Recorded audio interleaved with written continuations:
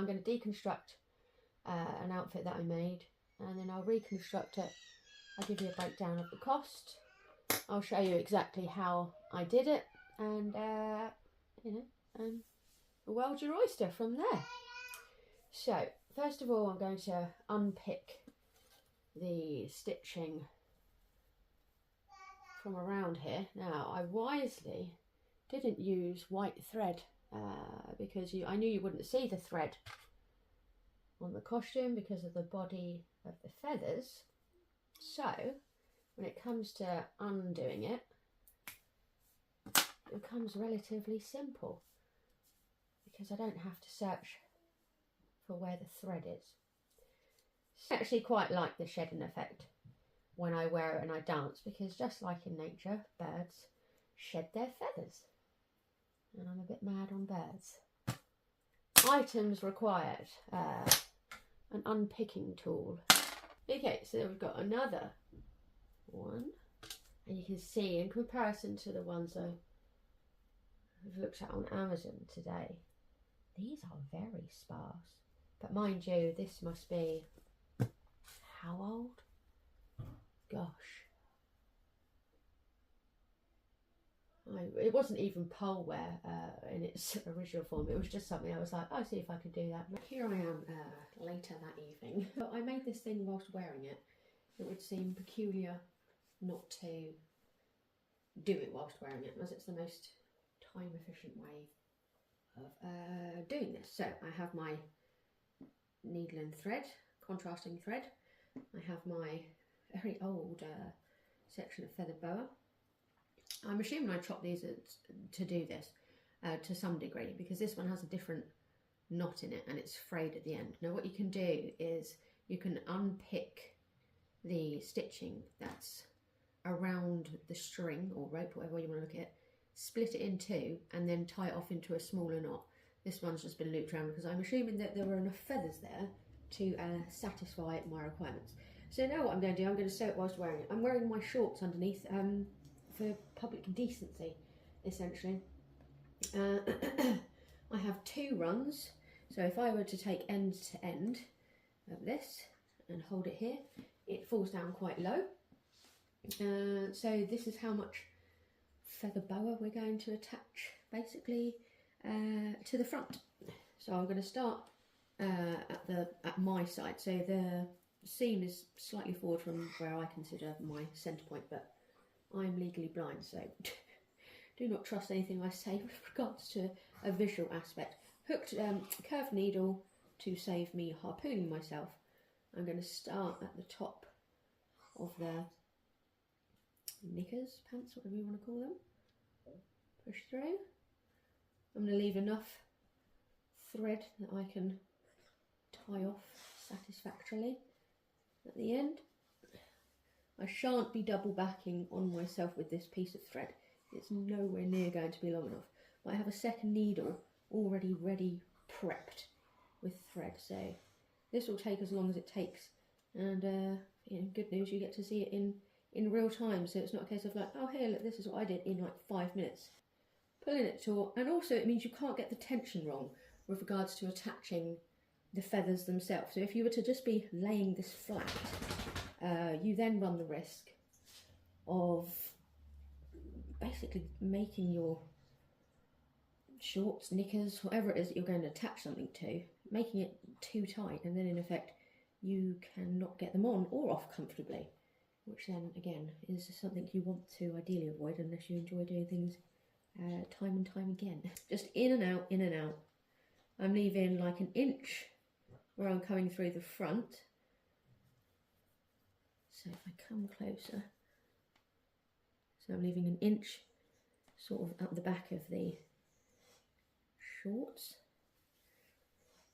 And then when I come back through the front, I've got the contrasting thread. Again, I'm going about a centimetre, purely to stop any sagging.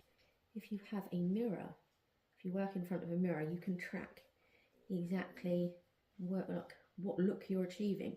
I'm going to now aim to come down, and I'm going to simply zigzag the stitches along to cover the after I've done the pants, I shall put on my other pants that I wore in a photo shoot on this way, because I tried to set the camera up so I was like, right, use the door because then you'll know where you are. And then I just realised I was actually nowhere near the door. So I'm just over the halfway mark on the front of the pants there. I'm through the back, and as you can see, I've got some play there, which is hilarious to me.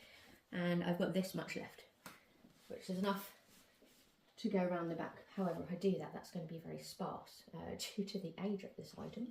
So what I'm going to do is I'm going to come back up to here.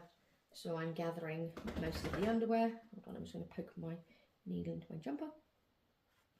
And once I've gone up and down, I should have brought a t-shirt really because it's kind of blocking my own view. I'm then going to come across. So I'm going to go up, down.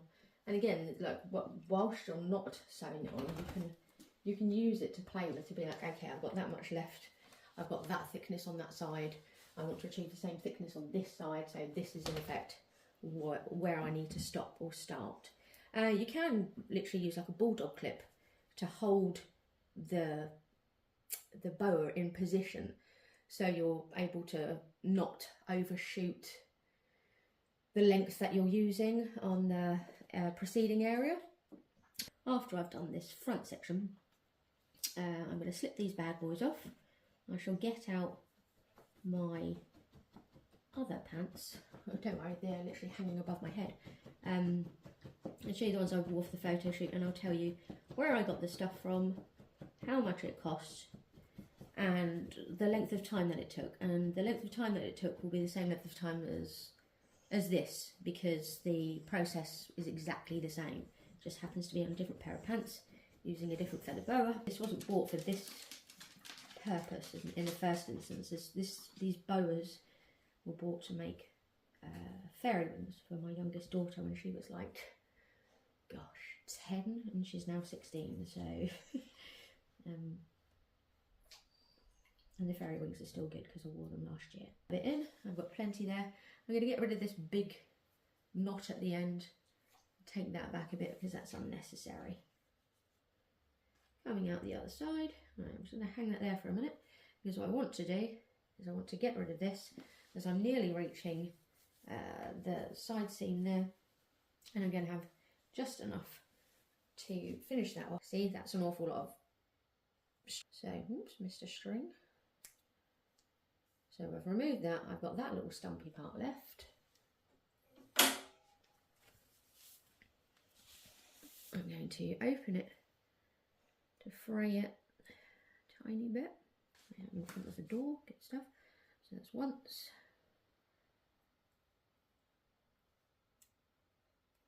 Push, push, push. Grab, pull. One knot. We're all good. Okay, so I'm going to put my final one in there. I'm going to keep the needle on for now because obviously I'm going to show you the front. Okay, these shorts are my official pole club shorts. My belly button is there, so that's how low they are for this style of pants. There's the back, there's the bit that's come up through the crotch. We are all covered over. I can lift my leg and you cannot see anything other than my shorts, I am going to suggest.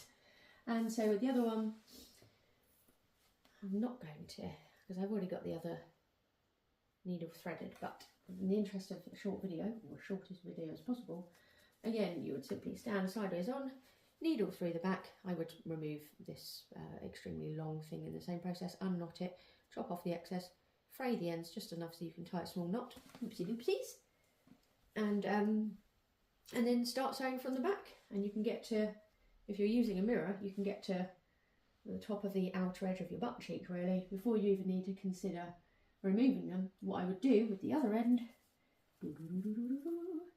is I would get a bulldog clip, a paper clip, anything that's got a grasp to it, even a small claw clip, just to put it to the other side, and then just tuck it in there. We could even just tuck it in the pants, I suppose.